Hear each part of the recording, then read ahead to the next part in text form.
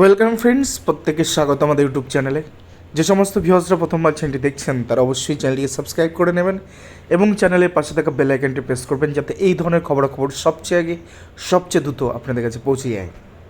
তো এই মুহূর্তে দাঁড়িয়ে একটি বড় খবর উঠে আসছে, সেটা হচ্ছে আমরা জানি যে 1 তারিখে সপ্তম দফার ভোট কিন্তু শেষ হতে চলেছে এবং 4 তারিখে তার রেজাল্ট, এবং মডেল কোড অফ কন্ডাক্ট কিন্তু 10ই জুন পর্যন্ত রয়েছে।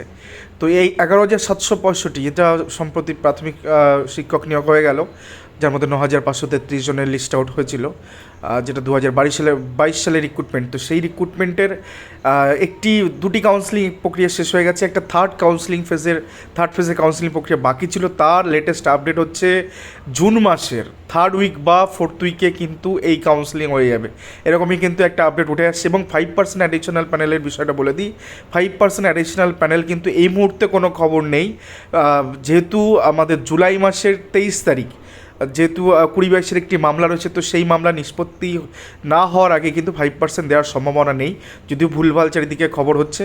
তো এখনও পর্যন্ত পর্ষদের থেকে একটাই মাত্র খবর পাওয়া গেছে, সেটা হচ্ছে থার্ড ফেজের কাউন্সিলিং কিন্তু জুন মাসেই সম্পন্ন হবে, সেটা 3rd উইক বা 4th উইকের মধ্যে হয়ে যাবে। আর 5% অ্যাডিশনাল প্যানেলে কিন্তু এখনও কোনো খবর নেই, সম্ভবত এটা ওই 2022 মামলা মিটলে তারপরে কিন্তু এই জায়গা থেকে নিয়োগ হতে পারে। তো এই ছিল আজকের বড় আপডেট, আশা করি খবরটা আপনাদের ভালো লেগেছে। ধন্যবাদ সকলকে।